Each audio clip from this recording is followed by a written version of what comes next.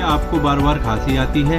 खांसी के साथ बलगम आता है? तो दोस्तों, आज मैं आपको एक ऐसे सिरप के बारे में बताऊंगा जिसका नाम है कफनिक्स एलएस सिरप, जो बलगम वाली खांसी, छाती में जकड़न और सांस लेने में कठिनाई से राहत दिलाने के लिए इस्तेमाल की जाती है। यह ट्रिपल कॉम्बिनेशन मेडिसिन है जो कफ को पतला और बाहर निकालने में मदद करता है। इसे डॉक्टर की सलाह पर ही लिए जाना चाहिए क्योंकि इसके अपने भी साइड इफ़ेक्ट हैं, जैसे जी मिचलाना, दस्त होना।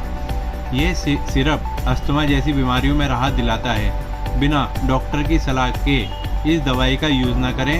अधिक जानकारी के लिए चैनल को सब्सक्राइब करें। धन्यवाद।